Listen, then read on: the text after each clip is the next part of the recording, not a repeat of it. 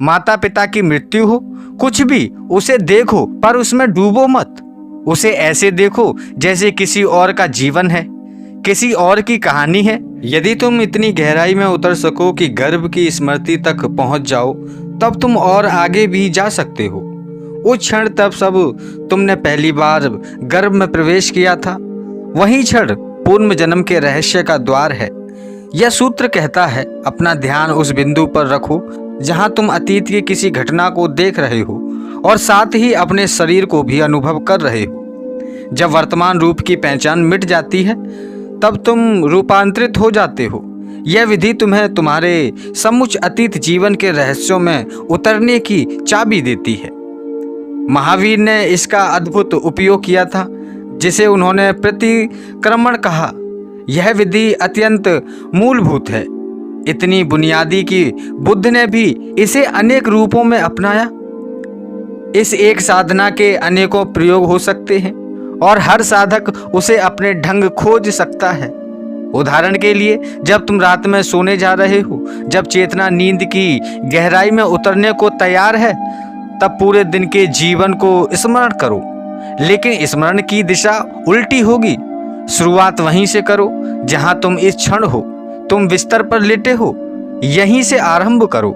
फिर पीछे लौटो, बिस्तर में आने से पहले क्या किया, कमरे में क्या हुआ, फिर और पीछे, जब तुम सुबह की उस पहली झिलमिलाहट तक ना पहुंच जाओ, जब तक तुम नींद से जागे थे।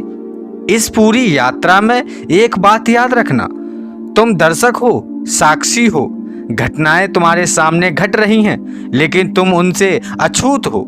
तुम अतीत को स्मरण कर रहे हो, चाहे वह बचपन की कोई स्मृति हो, प्रेम की कोई घटना हो, माता पिता की मृत्यु हो, कुछ भी, उसे देखो पर उसमें डूबो मत। उसे ऐसे देखो जैसे किसी और का जीवन है, किसी और की कहानी है, जैसे कोई फिल्म फिर से पर्दे पर चल रही है और तुम दर्शक की तरह बैठे देख रहे हो, बिना किसी हस्तक्षेप के। यदि तुम किसी प्रेम कथा को याद कर रहे हो, तो स्मृति के पर्दे पर तुम्हारा अतीत का स्वरूप अपनी प्रेमिका के साथ उभर आएगा। पर उस दृश्य में भी मत घुसो। उसे ऐसे देखो जैसे कोई और पुरुष किसी और स्त्री से प्रेम कर रहा है। तुम केवल साक्षी हो, मात्र दृष्टा। यह प्रक्रिया प्रतिदिन की जा सकती है। दिन भर के जीवन को उल्टी दिशा में खोलकर देखना तुम्हें एक नई अंतर्दृष्टि देता है। मन चाहेगा कि याद सुबह से शुरू करो, क्योंकि मन की चाल वही है, आगे बढ़ने की, पीछे जुड़ने की नहीं। पर जब तुम सुबह से शुरू करते हो, तो मन और मजबूत हो जाता है, स्मृतियों की जड़ें और गहरी हो जाती हैं। इसीलिए उल्टी दिशा में चलो, संन्यास से सुबह की ओर, अंत से आरंभ की ओर। तभी तुम मन को निर्गंध शून्य स्वच्छ कर सकोगे। भारत में बहुत से तथाकथित गुरु हैं जो सिखाते हैं कि पूरे दिन का पूर्वावलोकन करो, पर सुबह से आरंभ करो। पर यह विधि उल्टी है और हानिकारक भी। वह मन के जाल को और विस्तृत कर देती है। याद रखो, मन का स्वभाव आगे बढ़ने का है, पीछे लौटने का नहीं। इसीलिए जब तुम प्रतिक्रमण करते हो, मन बार बार सुबह की ओर छलांग लगाएगा। सजग रहो, उसे पकड़ो और वापस लौटो। मन को इस विपरीत दिशा में ढालने के लिए कुछ प्रशिक्षण आवश्यक हैं, जैसे 100 से पीछे की ओर गिनना, 9, 9, 8, 9, 7, 1 तक। यह भी कठिन लगेगा, क्योंकि मन की आदत है 1 से 100 की ओर जाने की। पर जब तुम उल्टी गिनती सीख लेते हो, तो उसी प्रभाव में अतीत को भी पीछे की ओर खोल सकते हो। धीरे धीरे ये तुम्हें एक नए आयान में ले जाएगा, जहां स्मृति केवल दृश्य बन जाती है और तुम केवल दर्शक। वहां से ही आत्मा के साक्षात्कार की पहली झलक प्रकट होती है। यह विधि कहती है, अतीत की किसी घटना को देखो और ध्यान से देखो कि उसमें तुम्हारा एक रूप उपस्थित है। यह सूत्र तुम्हारी बात नहीं करता, यह उस रूप की बात करता है जो घटना में भाग ले रहा था। तुम स्वयं तो वहां कभी थे ही नहीं। जो था वह केवल एक छाया थी। तुम्हारा रूप, तुम्हारा पात्र, तुम उस मंच पर नहीं थे। तुम तो सदा दर्शक थे। तुम्हारा नाम नहीं हो, तुम्हारा चेहरा नहीं हो, तुम्हारा रूप नहीं हो, तुम वह चैतन्य हो जो इन सबको देखता है, जानता है। और यह जानने वाला, यह साक्षी, यह चेतना बिल्कुल अलग है, निर्विकार है, समय और रूप से परे है। इसलिए सूत्र कहता है, अतीत से आरंभ करो, अपने ही रूप को अपने से अलग देखो। उसे देखने मात्र से, पहचानने मात्र से एक रूपांतरण घटता है। विधि भीतर की धुलाई है, एक गहरी सफाई है। जैसे कोई नदी अपने किनारों से सारी गंदगी बहा ले जाए, वैसे ही यह साधना तुम्हारे भीतर के गांठों को धो देती है। और तब तुम जानने लगते हो कि शरीर, मन और समय के सारे ताने बाने तुम्हारे वास्तविक रूप नहीं। अतीत को देखना संभव है, वहां दूरी उपलब्ध है, परिप्रेक्ष्य संभव है। या यदि चाहो तो भविष्य को देखो, लेकिन भविष्य को देखना कठिन है। केवल कभी कल्पनाशील और सूक्ष्म बुद्धि वाले कुछ लोग ही भविष्य को ऐसे देख सकते हैं जैसे कोई ठोस यथार्थ हो। आम आदमी के लिए अतीत अधिक सुलभ है क्योंकि वह पहले ही घट चुका है। युवा लोगों के लिए भविष्य में झांकना सरल होता है क्योंकि उनका रुख भविष्य की ओर है और वो अभी जीवन की धारा में आगे बढ़ रहे हैं। पर वृद्ध व्यक्ति के लिए भविष्य केवल एक शब्द रह जाता है, उसके आगे केवल मृत्यु है और यही भय उन्हें रोक देता है। इसलिए वह बार बार अतीत में लौटते, स्मृतियों के जाल में भटकते हैं, किंतु वे भी वही गलती करते हैं। वे अतीत से वर्तमान की ओर लौटते हैं जबकि उन्हें प्रतिक्रमण करना चाहिए उल्टी दिशा में। यदि कोई वृद्ध व्यक्ति सचेत होकर प्रतिक्रमण करे पीछे की ओर, क्रमश अपने अतीत को खोलते हुए, तो धीरे धीरे उसे अनुभव होगा कि सारा अतीत धुल गया। और जब कोई मनुष्य अपने अतीत से मुक्त हो जाता है तब वह बिना चिपके, बिना अटके मर सकता है। तब मृत्यु कोई अंधेरा नहीं रह जाती, वह तो जागरण बन जाती है। तब मृत्यु अमृत के साथ मिलने में बदल जाती है। अपनी चेतना को अतीत के बोझ से मुक्त करो, स्मृतियों की धूल को झाड़ दो, मन के कानों में जमा अतीत के माल को धो डालो और तब तुम्हारा जीवन नए प्रकाश में नहा जाएगा, रूपांतरित हो जाएगा। प्रयोग करो, यह कठिन नहीं है, केवल निरंतर अभ्यास चाहिए, स्थिरता चाहिए। विधि स्वयं अत्यंत सरल है। आज की रात जब तुम अपने बिस्तर पर लेटो तो इसे प्रारंभ करो।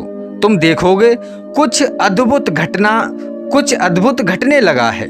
पूरा दिन तुम्हारे सामने फिर से जीवित हो जाएगा। घटनाएं लौटेंगी, दृश्य उभरेंगे, लेकिन अब तुम उनमें नहीं होगे, तुम दर्शक हो गए। जल्दबाजी मत करना, प्रत्येक क्षण को ध्यान से देखना, क्रम से चलो ताकि कुछ भी दृश्य से छूट ना जाए।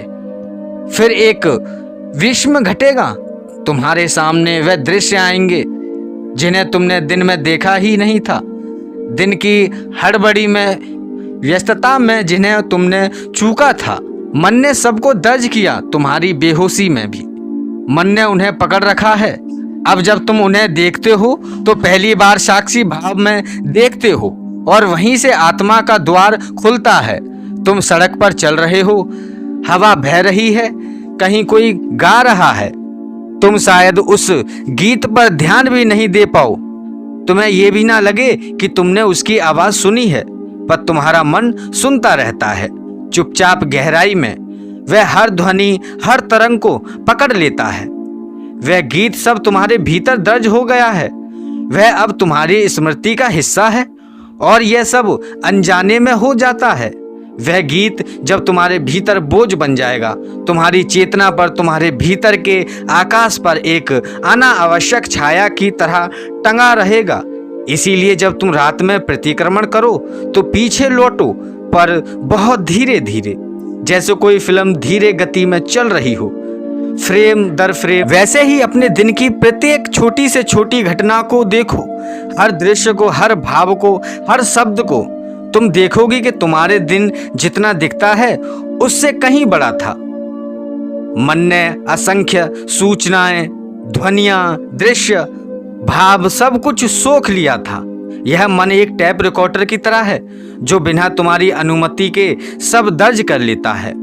और जब तुम उल्टी दिशा में चलते हो, यह टैप धीरे धीरे मिटने लगता है। साफ होने लगता है। जैसे जैसे तुम पीछे लौटते हो वैसे वैसे मन हल्का होता जाता है। और जब तुम दिन की पहली घटना तक पहुंचते हो तभी नींद स्वस्थ उतर आती है। और वह नींद अलग होगी, वह ध्यानमय होगी।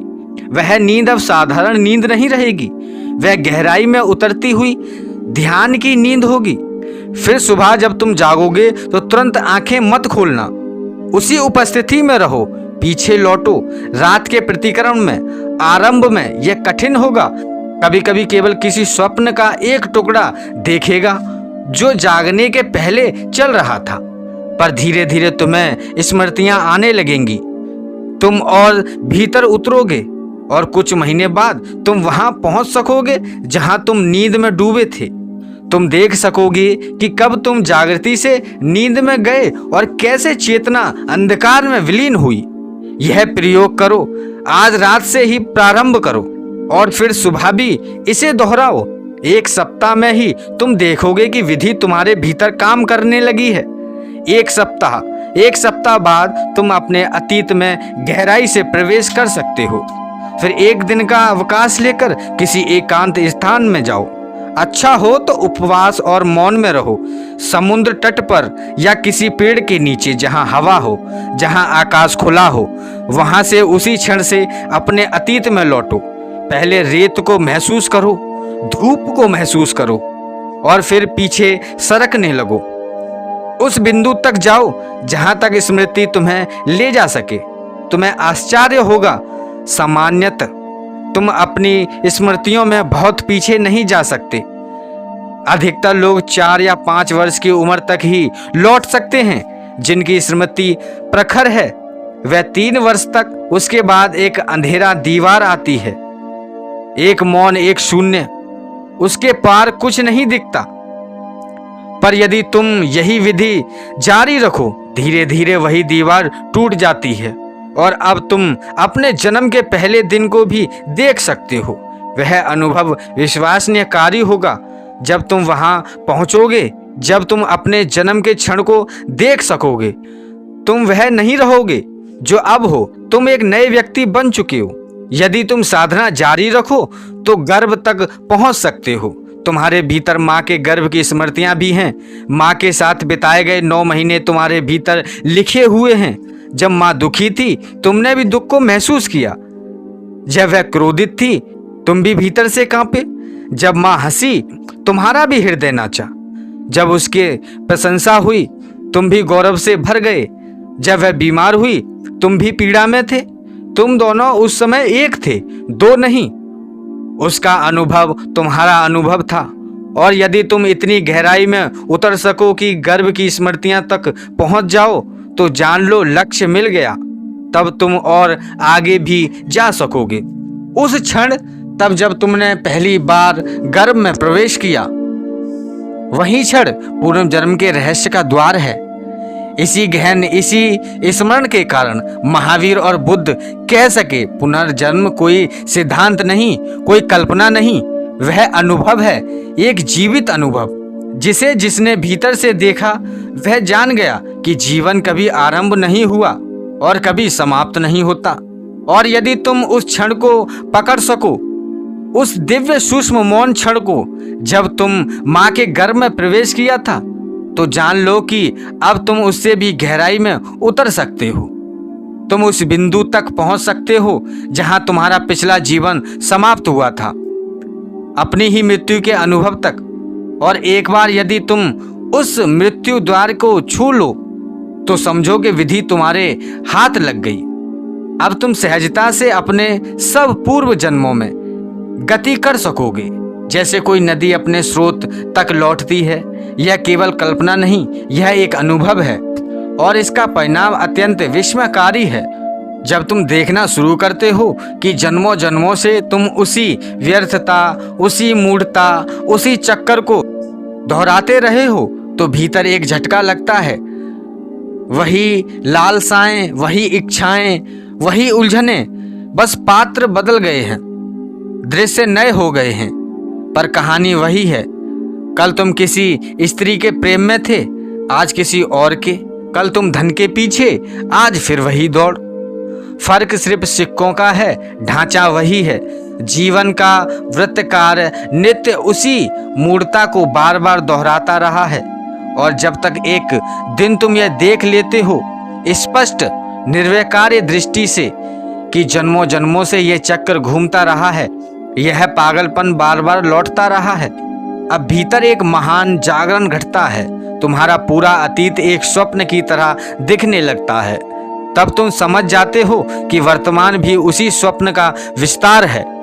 और जब यह भान हो जाता है तो तुम टूट जाते हो पूरी तरह। अब तुम नहीं चाहते कि वह मूर्ता, वही चाह, वही वासना फिर से दोहराई जाए। वासना समाप्त हो जाती है क्योंकि वासना का अर्थ ही है अतीत का प्रक्षेपण। भविष्य पर जो तुम पहले भोग चुके हो वही फिर से भोगने की लालसा, वही स्मृति पुण्य अनुभव बनने की कोशिश करती है। यही चाह है, यही वासना है। जब तुम इस संपूर्ण प्रक्रिया को सहज होकर नहीं देख पाते तब तक मुक्ति संभव नहीं, क्योंकि तुम्हारा अतीत तुम्हारे सिर पर एक भारी चट्टान की तरह टिका है, तुम्हें आगे धकेलता जा रहा है। वही तुम्हारे भीतर इच्छाएं जगाता है, वही तुम्हें भविष्य की ओर फेंकता है। लेकिन यदि तुम अपने अतीत को स्वप्न की तरह जान लो, यदि तुम समझ लो कि वह सब जो घटा वह केवल एक स्वप्न था, तो सारी कामनाएं नष्ट हो जाती हैं, वह बांझ हो जाती हैं, क्योंकि उनका स्रोत ही समाप्त हो गया। और जब कामनाएं गिर जाती हैं तब भविष्य भी मिट जाता है। और उस क्षण जब न अतीत शेष रहता है न भविष्य, तब केवल तुम रह जाते हो, शुद्ध साक्षी। वही रूपांतरण है, वह मोक्ष है जिसकी ओर सारी साधनाएं चलती हैं। उस क्षण तुम ना शरीर हो, ना मन, ना कल का कोई स्वप्न। तुम केवल हो निशब्द, असीम और पूर्ण निशब्द।